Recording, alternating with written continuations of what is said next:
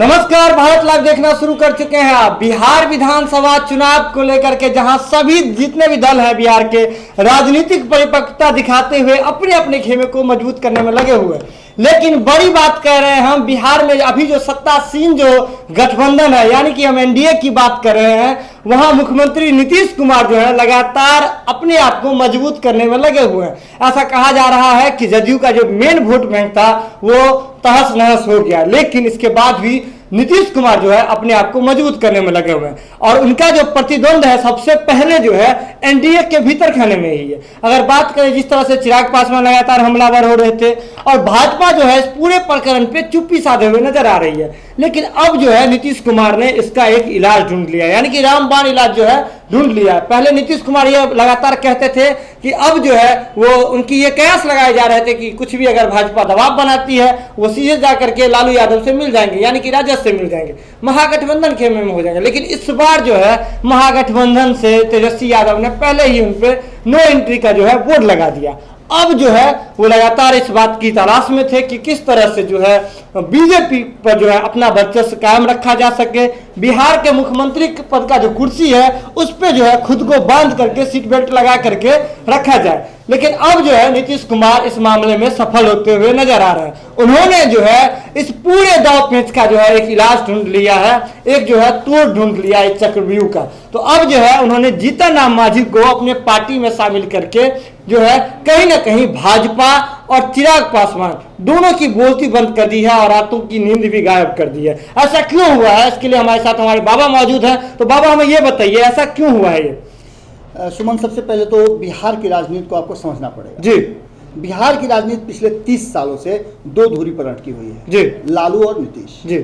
अब इसमें दूसरा कोई प्रवेश कर जाए, न ये लालू चाहेंगे और न नीतीश चाहेंगे। जी बिल्कुल। कारण कि इन दोनों के हाथ में से सत्ता चली जाएगी। आपने देखा होगा किस तरह से नूरा कुश्ती हुई जी। 2013 में एक दूसरे से लड़ गए जी। और लड़ने के बाद 2005 के पुराने दुश्मनी को भुला करके 2015 में एक साथ चुनाव लड़े और भारतीय जनता पार्टी को एक बार झटका दे करके बता दिया कि देखो हमारी औकात क्या है। जी, ये झटका इसलिए भी बेहद अहम था क्योंकि 2014 में ही भाजपा जो है पूरे अगर केंद्र की बात करें वहां एकदम मोदी लहर के साथ आई थी। बिल्कुल। अब एक बार फिर से जी 2019 में जिस तरह से जीत हुई जी, तो भारतीय जनता पार्टी को लगा कि उसने फालतू नाहक ही नीतीश कुमार को अपने खेमे में रखा और उन्हें आधा सीट दे दिया। इस पर दबाव भी बन रहे थे जी। केंद्रीय नीतीश पर लगातार भारतीय जनता पार्टी के एक खेमा जो है वो दबाव बना रहा था कि नीतीश को आपने स्टार बना दिया और उन्हें 17 सीटें दे करके आपने गलती की है। जी। जिसके पास 2 सीटें थी उसे 17 सीटें देने का कोई तात्पर्य ही नहीं था, कोई तुक ही नहीं था। जी। ऐसी स्थिति में भारतीय जनता पार्टी सब कुछ करते हुए केंद्रीय नेतृत्व एक बात को समझ रहा था कि नीतीश की प्रासंगिकता कितनी है। लेकिन चिराग पासवान और नीतीश कुमार के बीच में जो कुछ भी द्वंद्व हुआ उसमें नीतीश कुमार की चुप्पी, भारतीय जनता पार्टी को ऐसा लगा कि कहीं ना कहीं नीतीश कुमार अब बैकफुट पर जाने लगे हैं। जी। और यहीं पर भारतीय जनता पार्टी जो है नीतीश कुमार को समझ नहीं पाई, क्योंकि नीतीश कुमार की चुप्पी का मतलब होता है बड़ा कोई हलचल। जी बिल्कुल बिल्कुल। जब जब उन्होंने चुप्पी साधी है तब तक कोई बड़ा फैसला किया है। एक बार जब चुप्पी साधा था 2013 में तो वो एनडीए से अलग हुए थे जी। दूसरी बार जब चुप्पी साधा था तो 2015 में भारतीय जनता पार्टी को जमीन पर लिटा दिया था जी। और तीसरी बार जब चुप्पी साधा था तो उन्होंने फिर से महागठबंधन से एनडीए की तरफ जाकर के ये बता दिया था कि वो किंग मेकर है। लेकिन इसके पीछे एक बहुत बड़ी कारण है जी। कारण ये है कि आपने देखा होगा कि किस तरह से जी सारे लोग एक जगह हो गए थे और नीतीश कुमार को अलग करना चाह रहे थे जी। 3 दलों में जिस तरह से चिराग पासवान लगातार बात कर रहे थे और चिराग पासवान की बातों पर भारतीय जनता पार्टी कोई जवाब नहीं दे रही थी, सिर्फ यही बोल रही थी कि सब कुछ ठीक है, सब कुछ टाइम पर सुधर जाएगा, ठीक हो जाएगा। लेकिन अब चिराग पासवान के अगेंस्ट में और कहा जाए तो ये भारतीय जनता पार्टी के अगेंस्ट में, चिराग पासवान के अगेंस्ट में आप नहीं कह सकते हैं क्योंकि चिराग पासवान 2019 में नीतीश कुमार के साथ थे और भारतीय जनता पार्टी को उन्होंने दबाया था। अब 2020 के चुनाव में नीतीश कुमार समझ गए कि चिराग तो मेरे हाथ से निकल चुके हैं। जी बिल्कुल। भारतीय जनता पार्टी खेमे में है तो उनको कैसे मात दिया जाए, तो उसके लिए उन्होंने जीतन राम मांझी को खोज लिया और जीतन राम मांझी अब जितना एग्रेसिव होकर कभी शामिल नहीं हुए हैं। तब वो बोल रहे हैं कि चिराग पासवान यदि नीतीश कुमार के खिलाफ अपने उम्मीदवार खड़ा करेंगे तो हम भी खड़ा करेंगे। आप समझिए कितनी बड़ी बात है। और ये बातें तब हो रही हैं जब भारतीय जनता पार्टी पूरी तरह से आश्वस्त थी कि इस बार नीतीश कुमार को 50-50 के फॉर्मूले पर ऑडिट करा लेंगे, हरा लेंगे। लेकिन नीतीश कुमार अभी भी भारतीय जनता पार्टी को अपने हिसाब से सीट देना चाहते हैं जी।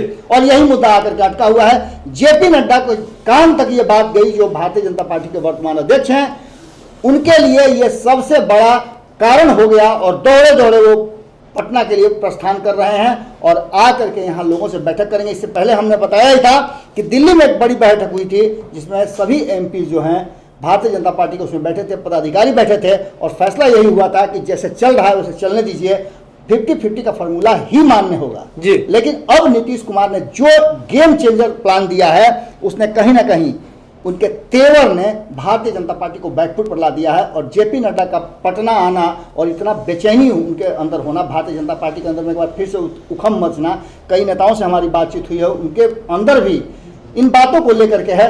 यहाँ तक हमारी बातें हुई हैं बहुत सारे नेताओं से कि अंतिम समय में नीतीश के गेम को बदलने के लिए भारतीय जनता पार्टी कोई बड़ा फैसला कर सकती है।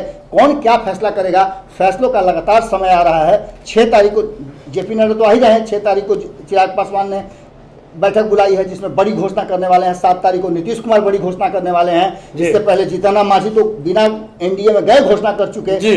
इन सब के बीच में कहीं ना कहीं जो बवाल बवंडर जी, ऐसा नहीं होता है कि झाड़ फूक करके और अपना पाप जो है, अपना जो जितना कष्ट था वो सारा एनडीए की तरफ फेंक दिया गया है। वैसे लग रहा है कि महागठबंधन कहीं ना कहीं लालू प्रसाद और महागठबंधन मिल करके अपना जो जितना भी दुख दर्द कलम कांटा जितना था सब जीतन राम मांझी के रूप में उधर डाल दिया है। अब देखिए कि क्या होता है जी। तो कहीं ना कहीं अब जो 10 तारीख तक का जो ये समय है ये बेहद अहम रहने वाला है बिहार की राजनीति के लिए, खासकर एनडीए के भीतर खाने के लिए, क्योंकि एनडीए के भीतर जो है अब तो घमासान मच जाता है। क्योंकि पिछले कुछ दिनों से देखा जा रहा था, अगर आप एक तराजू की बात करें कि वेट बैलेंस की बात करें तो नीतीश कुमार हल्के थे और एक तरफ जो है हो भी क्यों नहीं, क्योंकि नीतीश कुमार इधर अकेले दिख रहे थे जदयू, और दूसरी तरफ जो है वो बीजेपी और एलजेपी यानी कि चिराग पासवान दिख रहे थे। ये था, इसके बाद से अब जो है बिना आए हुए ही मांझी ने जो बात कह दी है तो अब जो है ये बैलेंस होता हुआ दिख रहा। तो कहीं ना कहीं एनडीए में तो एक बड़ी बात तो सामने आएगी ही, और कहीं ना कहीं आज जो है जेपी नड्डा जो है आनंद फानन में अब जो है बिहार का रुख कर रहे हैं। वो बीजेपी से जुड़ा हुआ बड़ा फैसला ले सकते हैं, क्योंकि इधर जीतन राम मांझी नीतीश कुमार के खेमे में आ रहे हैं और नीतीश कुमार के लिए अब जो है आगे एक सुरक्षा के रूप में आ रहे हैं। वाल पुट्टी जिस तरह से आप प्रोटेक्शन लगाते हैं अपने घर की दीवार पे, उस तरह के रूप में जो जीतन राम मांझी है दिखा भी दिया उन्होंने। जी बिल्कुल दिखा भी दिया उन्होंने। तो खैर, खबरों का सिलसिला लगातार भारत लाइव पर जारी रहता है। बिना मिलावट की खबरों के लिए आप लगातार देखते रहिए भारत लाइव। तब तक के लिए दीजिए इजाजत, नमस्कार।